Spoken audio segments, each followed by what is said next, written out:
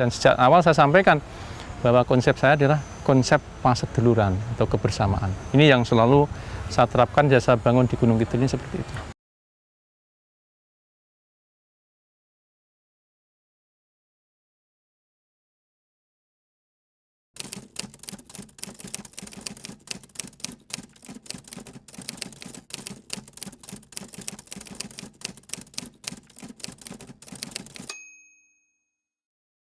Oke, Assalamualaikum Pak Bupati. Waalaikumsalam warahmatullahi wabarakatuh. Mohon izin Pak Bupati.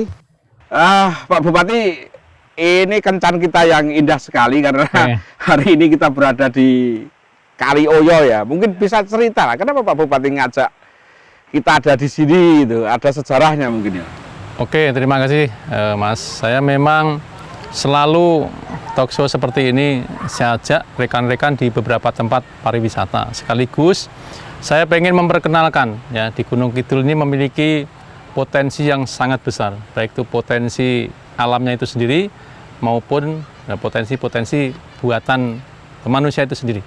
Ini adalah salah satu tempat, tepatnya di Kali Oyo ya, di Kali Oyo, dan ini sepanjang kalau tidak salah sekitar 106 km dari perbukitan Wonogiri ya, sampai dengan Bantul. Di Bantul itu sekitar 106 km. Jadi Kali Oyo yang membelah Gunung Kidul yang cukup panjang. Ini sebetulnya banyak ya, mengandung potensi yang luar biasa. Khususnya ini kita lihat ya, luar biasa pemandangannya. Ini bebatuan yang mungkin sudah jutaan tahun yang lalu. Karena dulu kan Gunung Kidul ini kan berada di bawah laut ya, di bawah laut, kemudian terangkat. Kemudian ya kondisinya seperti ini. Ini salah satu saya semata-mata ingin memperkenalkan bagaimana potensi di Gunung Kidul yang cukup besar seperti ini. Mudah-mudahan nanti ini juga bagian dari tempat atau destinasi wisata ke depan. Salah satunya seperti ini. Ini salah satunya. Waktu kecil memang punya pengalaman main di sini kan? Ya, Pak Bupati betul. Kan nggak jauh dari sini. Ya, nggak jauh dari sini. Saya kalau ke Kali Oyo ini paling sekitar 10 menit lah. Ya, jalan kaki di belakang sana. Ini masih jauh juga. Ini paling 10 menit. Makanya ini juga sambil mengenang, dulu saya main-main di sepanjang kali ini, Kali Oyo ini.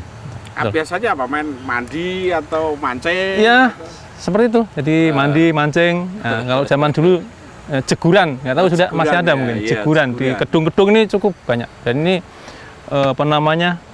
keindahannya luar biasa lah ke atas ini. Termasuk yang ke bawah ini luar biasa. Jeguran ya, makanya fisiknya kuat, jadi tentara gitu ya. Orang Tapi kampung, Mas.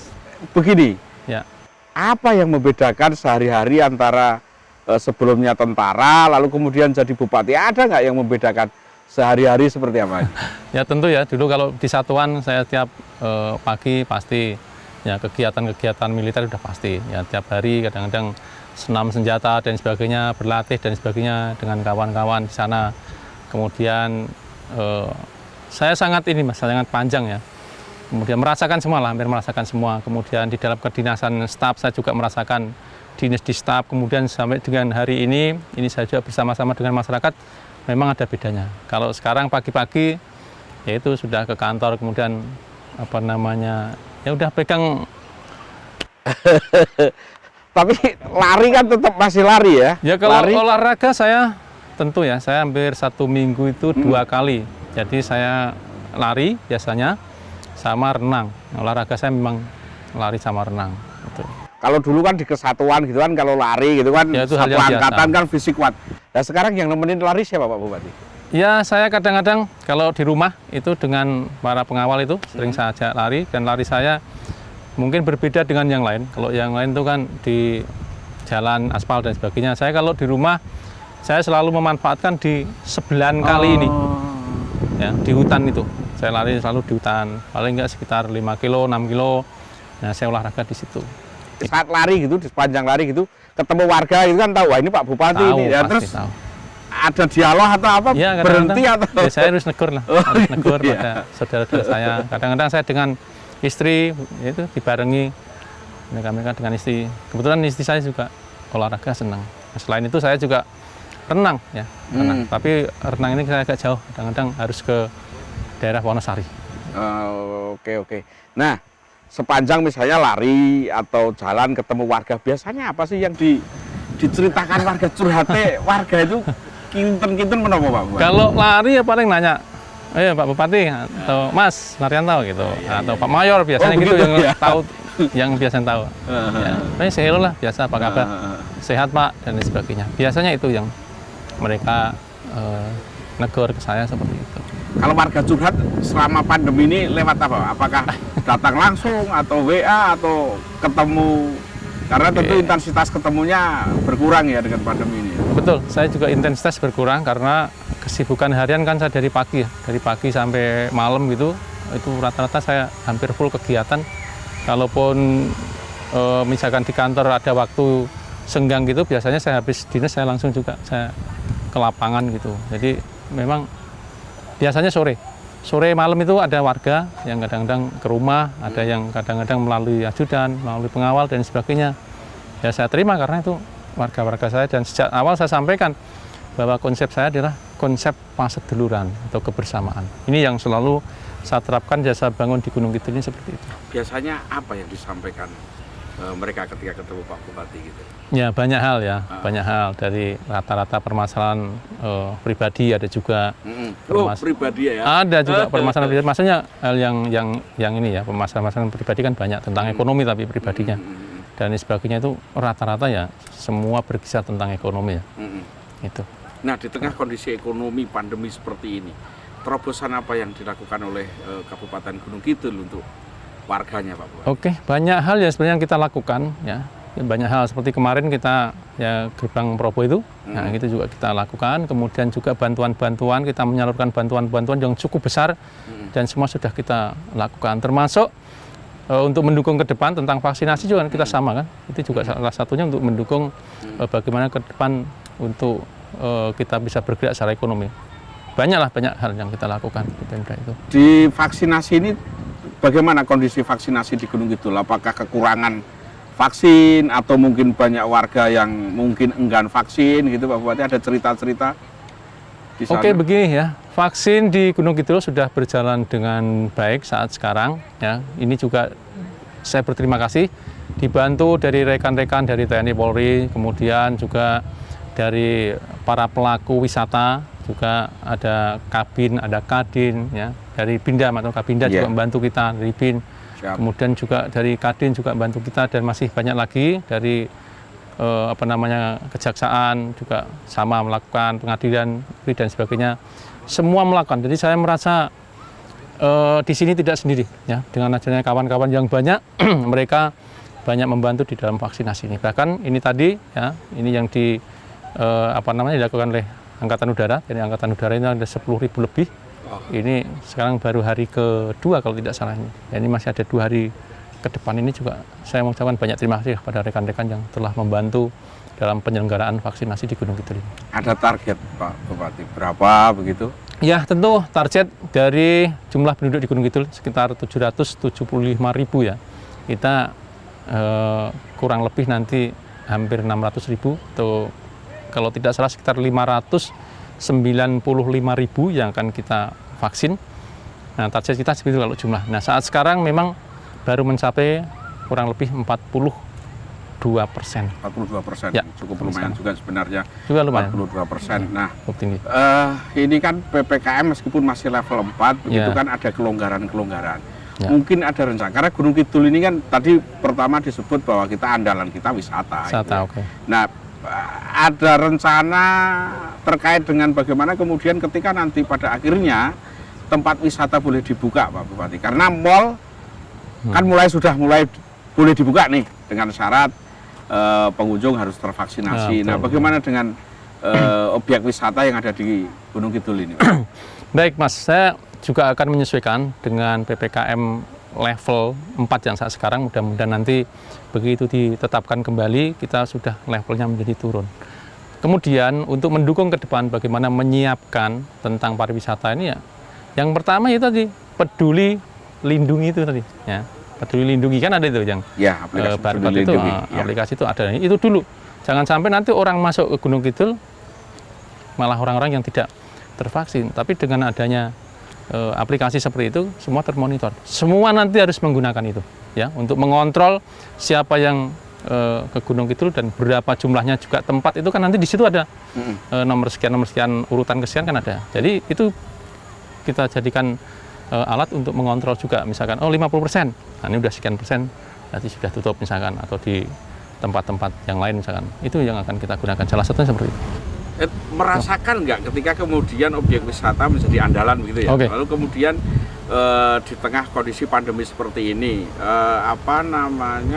pendapatan asli daerah di Gunung Kidul juga banyak didapatkan dari wisata. Ya, sangat terasa itu Mas. Iya. Ya, sangat terasa sekali ya pendapatan yang selama ini kita peroleh yang cukup signifikan dan cukup besar dari pariwisata, tapi saat sekarang memang karena semua terdampak seperti ini ya sangat terasa sekali. Gitu.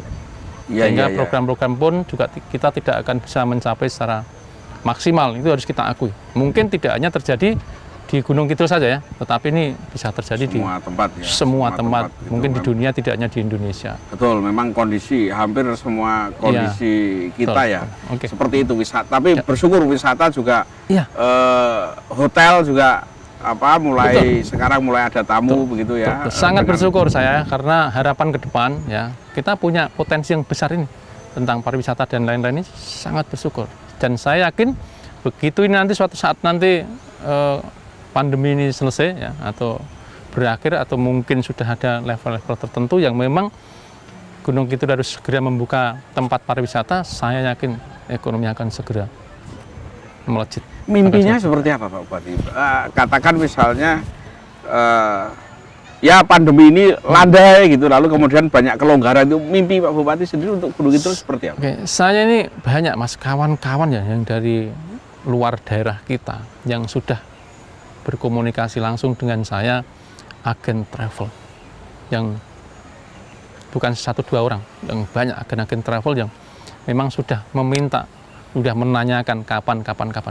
Nah, mimpi saya Gunung Kidul di bidang pariwisata harus nanti bisa dikonsumsi bukan masyarakat lokal saja, bukan masyarakat nasional saja, tapi nanti bisa masyarakat atau wisatawan mancanegara bisa datang di Gunung Kidul. Ini mimpi besar saya ke depan. Makanya dari itu saya kepingin menyiapkan juga tentang sarana dan prasarana pendukung.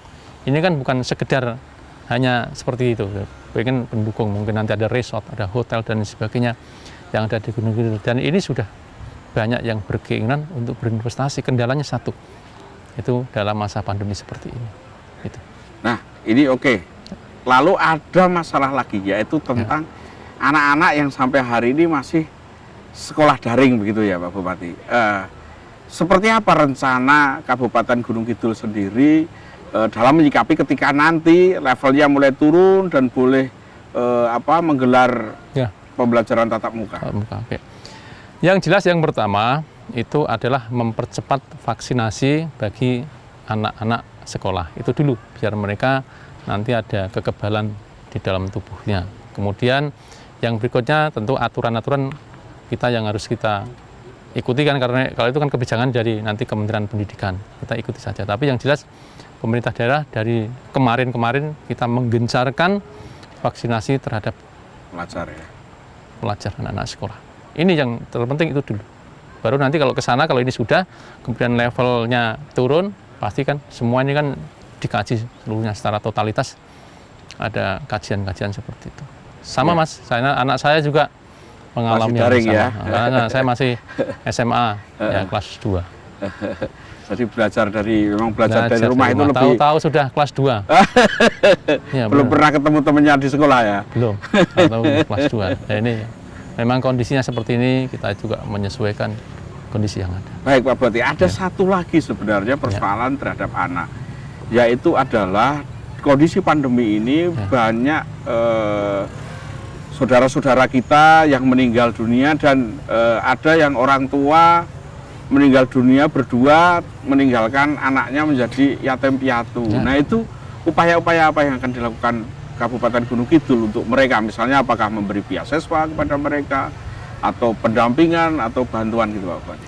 Baik, saya terima kasih Mas atas pertanyaan yang baik ya. Ini khusus untuk masyarakat, saudara-saudara kita yang terdampak seperti itu. Jadi sebelumnya saya atas nama pemerintah juga minta maaf. Mungkin semuanya tidak kita tahu persis dan semua tidak kita bisa mengcover secara totalitas. Tetapi hal-hal yang seperti ini sudah kita inventarisir di dinas sosial yang jelas.